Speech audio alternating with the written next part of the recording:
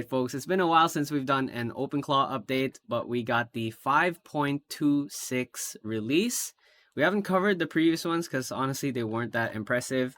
But this 5.26 reminds me of the Hermes Agent Speed upgrade that shipped in last week, where a lot of core changes were made across multiple pull requests that really speed up the performance of your Hermes agent. And from the 5.26, they're sort of taking a page from that. Noticeably, you should be able to see much faster startup specifically for OpenClaw. So we're going to dive into this release notes, everything you need to know if you're still using OpenClaw. Okay, so the biggest takeaway from this update is we're seeing much faster gateway and replies. So before this update, when OpenClaw starts up, it used to rescan a very long checklist every single time. So they would rescan plugins, channels, active sessions, usage costs, warning states, scheduled services, even your file system states. They would check all of that. And that's not good because on a busy install, that is a lot of redundant work before your agent is even ready to talk to you. But now with the 5.26 update, that repeated scanning is skipped. Okay, the agent caches what it already knows and only refreshes what actually changed. So the result is a noticeably faster boot, especially if you restart often or if you're running your OpenClaw on a VPS with a slower disk. So that's one side of the story on the startups. If you're using OpenClaw regularly, this is the other side of the story. The other bigger everyday win here is the reply delivery.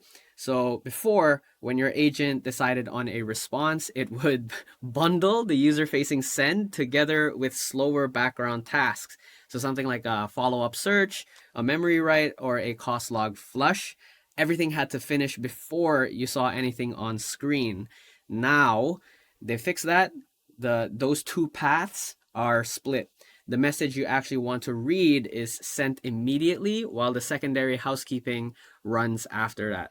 So this means less staring at a typing indicator. I'm sure you've seen this so often, especially if you're on a messaging platform like Discord or Telegram, where you type, hit send, and then you just see, your agent is typing indefinitely, right? So that's because of that. The paths were all done together, but now that path is split, so it should be faster. And lastly, if you're using OpenClaw for a lot of automation tasks, there's less cache churn across hot code paths. So that means OpenClaw is not thrashing memory. I think that's the best description. They're not thrashing memory as aggressively during active sessions. So the agent is able to stay responsive longer without needing a restart randomly. So if you only care about one thing in this release, it is this. Your agent should be able to start faster, reply faster, no edits, no config edits required.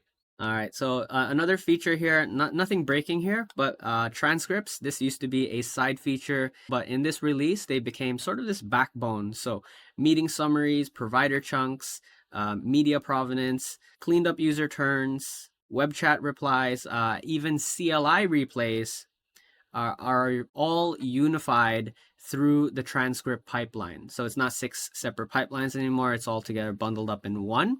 So this sort of helps you debug a lot more reliably. This means you can replay sessions more consistently across web UI and terminal.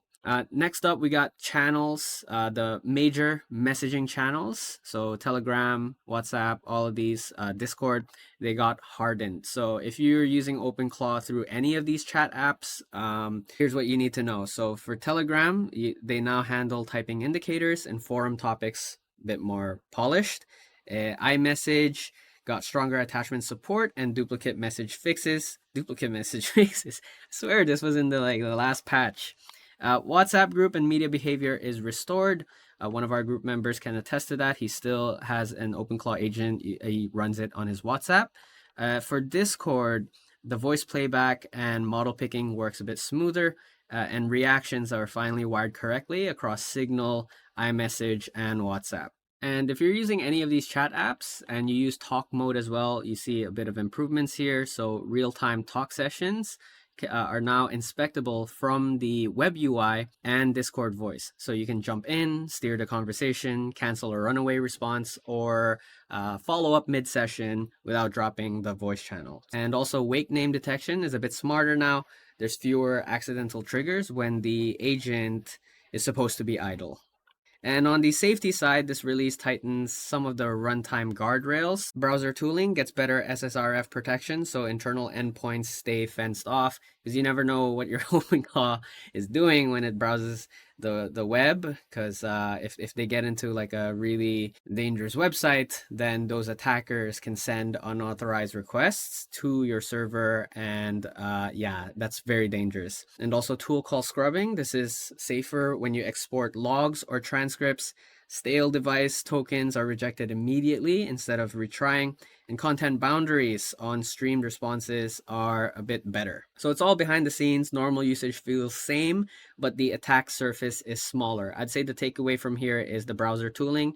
Most of you guys definitely use this. You don't want your agent to just go randomly off giving other attackers your information. All right, and before we go, there's 4 quality of life additions we find quite helpful for some of you guys.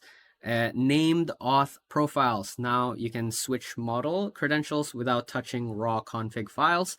There's a new activity tab in the control UI for at a glance agent state. Codex recovery is more resilient when coding sessions hit edge cases, and Android and iOS onboarding flows are slightly better.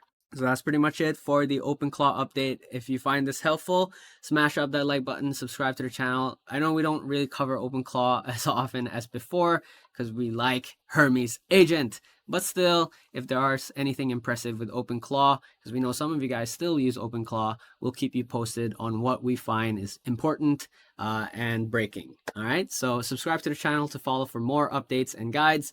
My name is Ron, shining out.